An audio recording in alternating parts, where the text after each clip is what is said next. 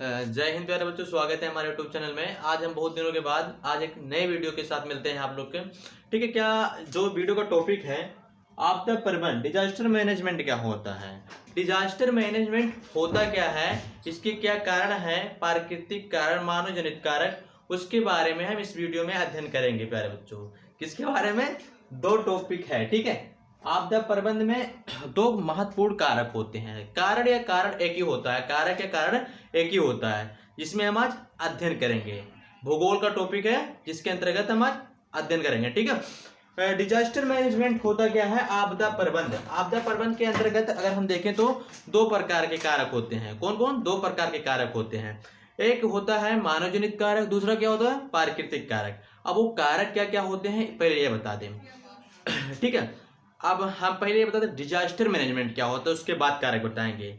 Disaster management वह होता है प्यारे बच्चों, एक ऐसा समय आता है बाढ़ से या ज्वालामुखी या भूकंप द्वारा जब जन माल और को हानि पहुंचता है, लोगों की संपत्ति को नुकसान पहुंचती है, उसी के प्रबंध में हम आपदा प्रबंध बनाते हैं। उसी के मैनेज में हम आपदा प्रबंध बनाते हैं। जैसे किसी देश में भूकंप आ गया, बाढ़ आ गया, उस देश की संपत्ति और लोगों को जनहानि पहुंचा, तो क्या हुआ? लोग की क्षतिपूर्ति करने के लिए हम डिजास्टर मैनेजमेंट या आपदा प्रबंध की व्यवस्था करते हैं प्यारे बच्चों। तो किस किस प्रकार के हम आपदा प्रबंध की तैयारी करते हैं, तीन महत्वपूर्ण होते हैं, उसके बारे में हम बताते हैं और इसके कारक क्या होते हैं उसके बारे में चलते हैं। ठीक है, अब कारक बताने से पहले हम दो पॉइंट ये बता देते हैं इसके कारक। ठीक है, आपदा प्रबंधन। ठीक है, इसमें दो कारक होते हैं, एक प्राकृतिक कारक होता है, दूसरा मानव जनित कारक होता है। तो क्या होता है?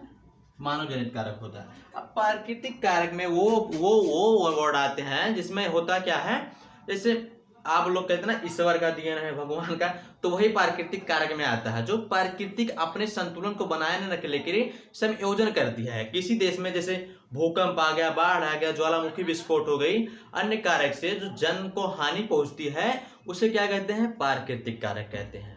क्या कहते हैं? प्राकृतिक कारक कहते हैं। और ये जियोग्राफी का टॉपिक है, ये नहीं आप इकोनॉमिक्स पढ़ाते तो इकोनॉमिक्स का, ये जियोग्राफी का टॉपिक है। ठीक है, ये लोग याद करते रहिएगा। ठीक है, कि कौन सा सब्जेक्ट है। इसमें होता है जैसे प्राकृतिक कारक के अंतर्गत क्या आते हैं, अब एक एक पॉइंट करके हम उससे भी सोल्व करते बताते हैं आपको। देखो, इसमें एक होता है भूकंप,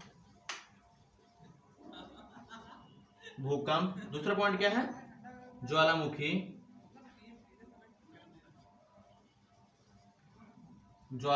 ठीक है। तीसरा पॉइंट क्या है? भूस्खलन। ठीक है, चौथा क्या है? बाढ़,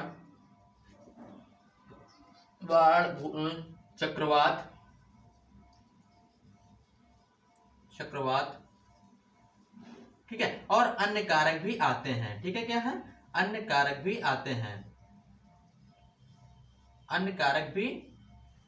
आते हैं, इसमें देख लीजिए, एक भूकंप, ज्वालामुखी, भूस्खलन, बाढ़, चक्रवात, अन्य कारक भी आते हैं। मतलब प्राकृतिक और भी अन्य कारक होते हैं जिसको हम डिस्कस नहीं किए हैं, लेकिन हालांकि इतना ही बहुत है। ठीक है, अगर आप यहां तक समझ जाएंगे तो आगे बिल्कुल समझ जाएंगे। बताने का मकसद यह है सिर्फ कि आप लोग समझते क्या है इससे, मतलब प्राकृतिक कारक क्या होता है और मानव जनित कारक क्या होता है, दोनों में डिफरेंट बताएंगे और समझते इससे क्या है, कैसे कैसे किस किस क्षेत्र में ये आता है, तो उससे हम कैसे अपना मैनेजमेंट या आपदा प्रबंध कर लें जिससे हमें कम हानि पहुंचे, हमारी संपत्ति को कम हानि पहुंचे या हमारे जनसंख्या, हमारे देश को कम हानि पहुंचे। इसी का प्रबंध करने के लिए आपदा प्रबंध बनाया गया है, डिजास्टर मैनेजमेंट बनाया गया है। यहां तक आप लोग को समझ में आया कि नहीं आया? ठीक है, अब भूकंप क्या होता है? भूकंप तो आप लोग को पता होगा, भूकंप तभी आता है जब दो प्लेटें होती हैं जो आपस में टकराव के कारण जो कंपन पैदा होता है। जो कम घनत्व वाला प्लेट होती है वो अंदर जाता है, तो अंदर जाने की वजह से एक तीव्र गति से कंपन पैदा होने के कारण भूकंप आता है। भूकंप को किस में मापते हैं? सिस्मोग्राफ में मापते हैं। ये तीन प्रकार के होते हैं, यल तरंगे, पी तरंगे, यस तरंगे। ठीक है, पी को प्राथमिक तरंग कहते हैं, यस को द्वितीय तरंग कहते हैं। ठीक है, और एक होता है लव तरंग, ठीक है, जिसे प्रेम तरंग भी कहते हैं। याद रखिएगा। ठीक है, ये तो आप लोग को ज्यादा ही याद आएगा। लव प्यार के चक्कर में तो ज्यादा ही लेकिन बताते रहते हैं, ठीक है। ये होता है प्राकृतिक। और ज्वालामुखी हुआ होता है प्यारे बच्चों, आप लोग को पता होगा जो पृथ्वी है नीचे की जो मेंटल है, नहीं क्रस्ट की बात नहीं कर रहे, मेंटल की बात कर रहे हैं, जो 29 किलोमीटर के अंतर्गत पाया जाता है। वो क्या होता है, 29 किलोमीटर के अंतर्गत पाया जाता है। वो नीचे से धधकती हुई आग है, ज्वालामुखी, वहीं से विस्फोट होता है।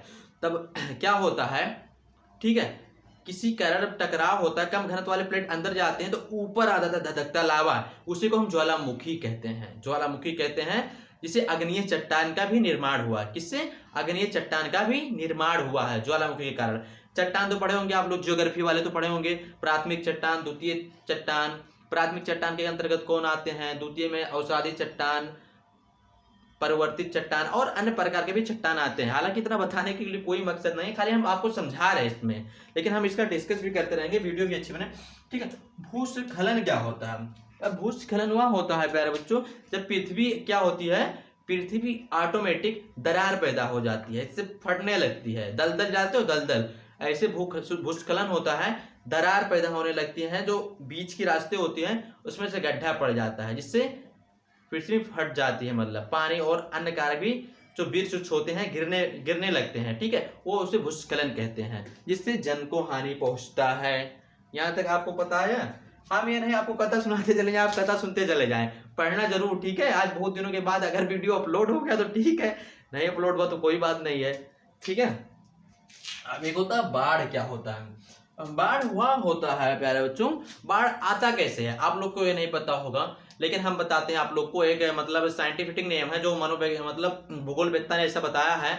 उन्होंने बताया कि जब किसी भी क्षेत्र में अगर गर्मी ज्यादा होती है, गर्मी ज्यादा होगी तो क्या होगी, हिमालय का जो बर्फ है, ग्लेशियर, वो पिघल जाएंगे, तो पिघलने का कारण क्या होगा, समुद्र का आयतन बढ़ जाएगा, समुद्र का क्या होगा, आयतन बढ़ जाएगा। अगर आयतन बढ़ जाएगा तो उससे क्या होगा, आयतन बढ़ने के कारण, ठीक है, उसके आयतन ऊंचाई पानी भी तीव्र गति से बढ़ने लगा, तो आसपास के जो क्षेत्र होंगे, जब आयतन उसका बढ़ जाएगा, आसपास के जो क्षेत्र होंगे उसी क्षेत्र में तो जाएंगे, उसी को डूब जाएगा ना, तो इसी को हम बाढ़ कहते हैं, ठीक है। ऐसा कहते हैं यहाँ पे मतलब नेपाल वाला पानी छोड़ दिया, हालांकि इंडिया में यही सुने होंगे कि भैया नेपाल वाली वो खुल गई बॉर्डर, लेकिन ऐसा कुछ नहीं होता, ठीक है। एक ग्लेशियर होता है, ये जो अंटार्कटिका महाद्वीप में पाया जाता है ग्लेशियर, ठीक है, मतलब पानी होता है जो बर्फ के रूप में वहां पर स्थित है, इस समय वो बर्फ के रूप में वहां स्थित है, ठीक है। वो मतलब जब तीव्र गति से तापमान बढ़ने लगता है तो ग्लेशियर पिघलने लगता है, तो नदियों का आयतन खुद बढ़ने लगती है, बढ़ने के कारण क्या होता है, बाढ़ आता है। तो इसे अगर बाढ़ आता है तो इसे अगर मैनेजमेंट पहले से ना किया जाए, अब आपको पता है कि भैया इस क्षेत्र में बाढ़ आ रही है, अब जाकर वहीं घर बनाएंगे तो डूबेंगे, नहीं तो क्या करेंगे बताओ। तो इसीलिए अगर आपको पता है कि अगर यहाँ 4 सेंटीमीटर तक बाढ़ आती है तो आप 7 सेंटीमीटर ऊपर अपना नींव भराएंगे, ठीक है, नींव बढ़ाएंगे, जिससे आपको कोई जनहानि, आपकी संपत्ति को कोई जनहानि ना हो प्यारे बच्चों। इसीलिए ये बनाया गया है आपदा प्रबंधन, डिजास्टर मैनेजमेंट। सरकार इस पे बहुत ज्यादा फोकस करती है, हालांकि बाढ़ भी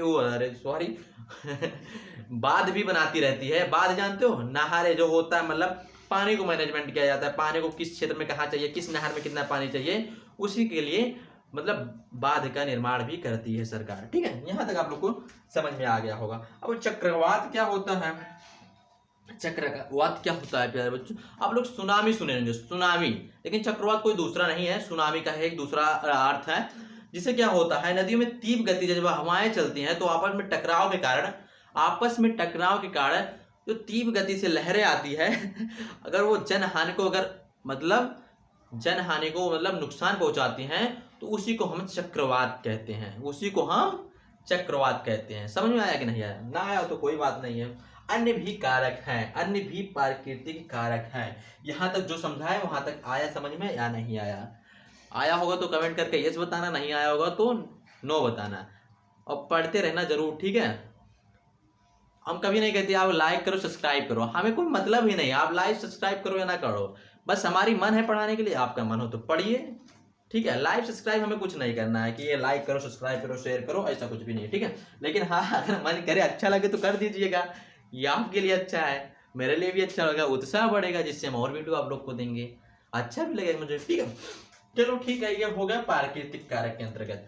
अब हम बताते हैं मानव जनित कारक, ठीक है। ये क्या था, ये प्राकृतिक कारक है, प्राकृतिक कारक। ठीक है, अब ये मानव जनित कारक पढ़ा रहे हैं हम।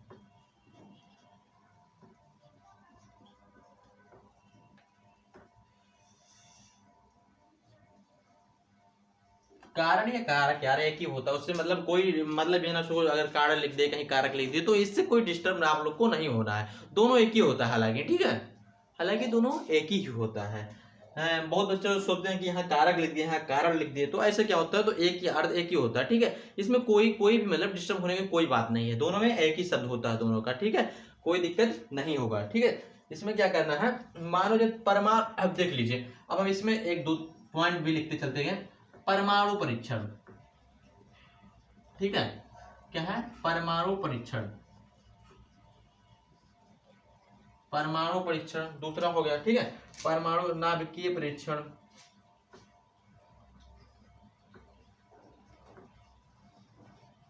नाभिकीय परीक्षण। ठीक है, परमाणु परीक्षण, नाभिकीय परीक्षण, रासायनिक आपदा। ठीक है,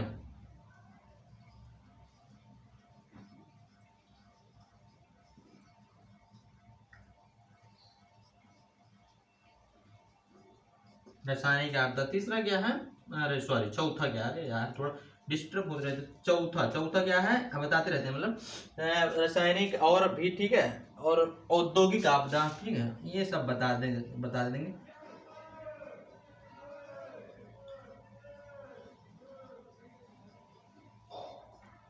औद्योगिक आपदा। पांचवा क्या है, पांच पांच कारक बताएंगे दोनों में से, बस आपके लिए समझने के लिए अच्छा हो। और आप तो वैसे भी जानते हैं, आप अगर समझ जाएंगे तो लिखने में क्या है यार, लिखने में तो बहुत जल्दी लिख देंगे।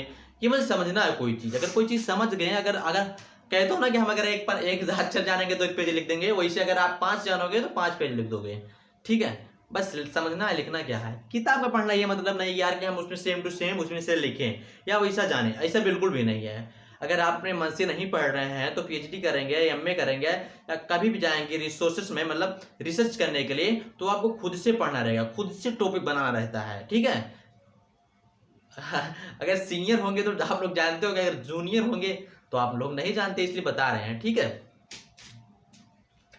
ठीक है, और भी अन्य प्रदूषण भी होता है, अन्य प्रदूषण, अन्य प्रदूषण क्या होता है। ठीक है, अब क्या होता है, परमाणु परीक्षण, नाभिकीय परीक्षण क्या होता है। परमाणु परीक्षण वह होता है प्यारे बच्चों, क्या होता है, परमाणु परीक्षण के अंतर्गत जब कोई बम या विस्फोट के लिए जब चेकिंग किया जाता है किसी स्थान पर, तो उससे क्या होता है, चेकिंग करने की वजह से अगर उसमें कुछ विषैली गैसें हैं, विषैली, ठीक है, विषैली गैसें हैं, तो उससे क्या होता है, लोग की जन को हानि पहुंचती है। अगर मान लीजिए कोई परमाणु का हम परीक्षण कर रहे हैं, अगर वो कुछ दूर वापस अगर उड़ा, फिर कुछ दूर बाद गया, फिर किसी मकान या किसी गांव के ऊपर गिरा, तो वहां का मतलब जो लोग को हानि पहुंचेगी, ठीक है, हानि पहुंचेगी, वो क्या होगा, एक आपदा होगा। तो ये क्या है, मानव जनित आपदा है। ठीक है, या मानव निर्मित आपदा होता है। ठीक है, अब हम बताएं नहीं आपको, अगर परीक्षण कर रहे हैं, अगर मान लीजिए कुछ दूर उड़ा रॉकेट और जाकर फिर क्या हो गया, डिक्रीज हो गया, नीचे की तरफ आने लगा, अगर नीचे की तरफ आने लगा, अगर किसी गांव पे गिरा, तो वहां के लोग को जनहानि पहुंचेगा, उनकी संपत्ति को हानि पहुंचेगा। तो ये क्या होता है, मानव जनित आपदा के अंतर्गत आता है।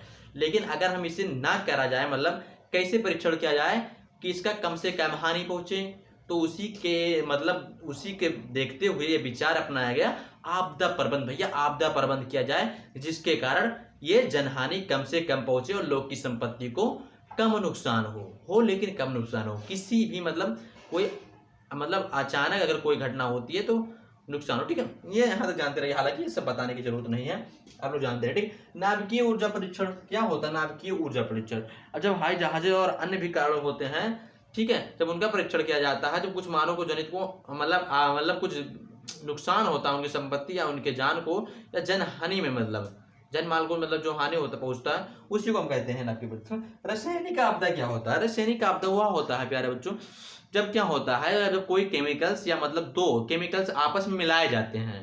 केमिकल्स क्या होता है, जो आपस में हम मिलाते हैं लोग परीक्षण करने के लिए, अगर उससे कुछ विषैली गैसें निकलती है या अन्य कुछ मतलब कुछ चीज होती है जिससे मतलब आप, हालांकि आप लोग जानते होंगे कोरोना एक महामारी आया था 2020 में, 2020-19 में क्या हुआ था, लोग मतलब कितनी जनहानि पहुंच गई थी। ये क्या था, रासायनिक आपदा था। रासायनिक आपदा एक कुछ मतलब ऐसा हुआ होगा, कोई दवाई बनी होगी जिसके अंतर्गत क्या हुआ, लोग की हानि पहुंची, ठीक है, उसके अंतर्गत रासायनिक आपदा। समझ में आया कि नहीं आया, समझ में आया कि नहीं आया?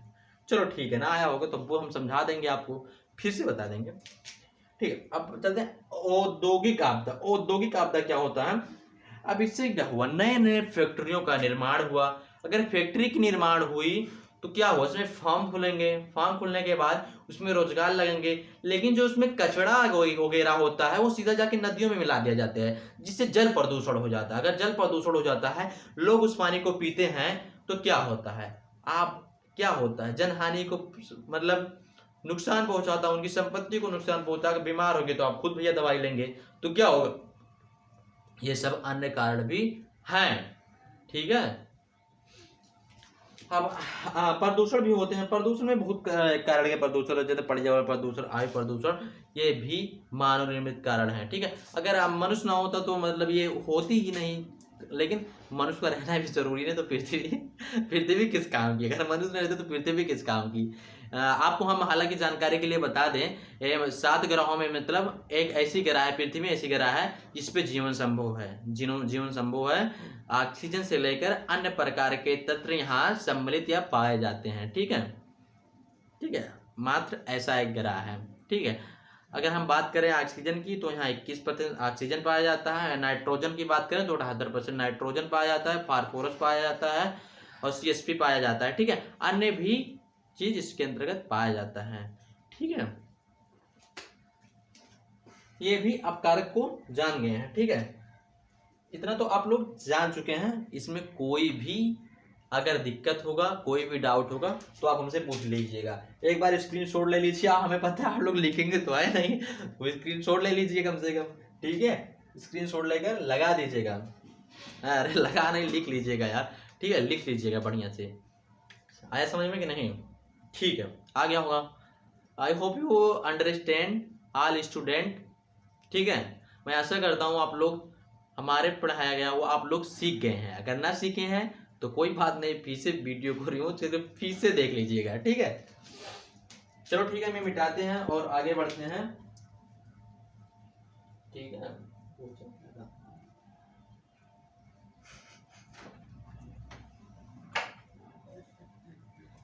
ठीक है, कल टेस्टर ले आएंगे।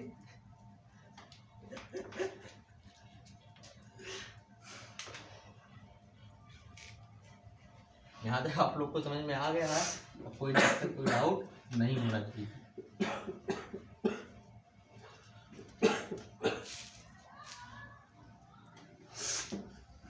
अब हम बताते हैं इसके जो 3 कारक होते हैं, मतलब 3 कारक होते हैं कब कब हमें आपदा प्रबंध को करना चाहिए। आपदा से पूर्व, आपदा के बाद, आपदा के समय, कब कब हमें आपदा का प्रबंध करना चाहिए। ये 3 कारक बता दे, बस वीडियो खत्म हो जाएगा। बहुत ही लंबी वीडियो नहीं बनाएंगे, ज्यादा लंबी बनाने से क्या फायदा यार, ठीक है। ये 3 कारक हम आप लोग को बता दें, बस बहुत है, ठीक है। 3 कारक में मतलब अब हम बताते हैं, अगर हम कब कब मतलब आपदा प्रबंध किया जाए, किस समय किया जाए, तो 3 कारक होते हैं। कौन कौन कौन कौन, चलो जल्दी बताते हैं, ठीक है। आप लोग ध्यान दीजिएगा। ये नंबर 1 पे आता है आपदा के समय, आपदा के पूर्व नहीं, आपदा के पूर्व, आपदा के पूर्व, ठीक है। दूसरा क्या है, आपदा के समय,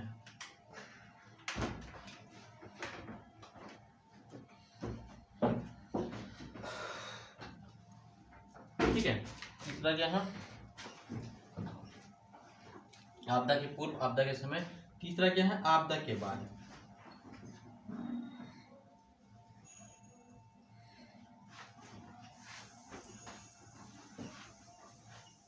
आपदा के बाद या आपदा के पश्चात, ठीक है। अब ये 3 कारक हैं जिसके हम आपदा प्रबंध को किया जाता है। भैया 3 कारक कौन है, ठीक है। ये 3 कारक कौन है जब हम आपदा को प्रबंध करते हैं, कैसे करते हैं, 3 कारक है। कौन कौन कारक है? ठीक है, आपदा के पूर्व, अब मान लीजिए आपको मतलब राप्ती घाट के पास आपकी घर है, आपको पता है यहाँ 10 सेंटीमीटर बाढ़ आता है। क्या आपको पता है यहाँ 10 सेंटीमीटर तक बाढ़ आता है? तो आप जब वहाँ घर बनाएंगे तो आप मतलब 10 सेंटीमीटर आता है तो आप उससे ऊंचा नहीं भराएंगे ताकि आपके घर में पानी ना हल सके। वहाँ के लोग से जानकारी लेंगे कि भैया यहाँ अगर इतना बाढ़ आता है तो कितना तक जाता है, तो आप उस समय वहाँ घर नहीं बनवाएंगे अगर आपको हानि पहुंचेगा आपकी संपत्ति को। ठीक है, ये होता है आपदा से पूर्व, या उससे ऊंचा नहीं भराएंगे। ठीक है, ठीक है, समझ में आया? ज्योग्राफी के साथ साथ ITI भी पढ़ा देंगे, टेंशन ना लो। कैसे घर और बनाया जाता है, कितना मान मटेरियल, सब पढ़ाते रहेंगे। ठीक है कोई टॉपिक नहीं है क्या? ठीक है, ये होता है आपदा के पूर्व समय, आपदा के समय। ठीक है, अगर आपदा के समय, अगर मान लीजिए जब कोई त्वरित घटना घटती है, क्या होता है अचानक जब कोई घटना घट जाती है तो क्या करना चाहिए? तो मतलब क्या करना चाहिए, उसके लिए सरकार को एक ऐसा नियम बनाना चाहिए, मतलब जो घटना स्थल पर फंसे लोगों को जल्द से जल्द वहां से निकासी की व्यवस्था होनी चाहिए।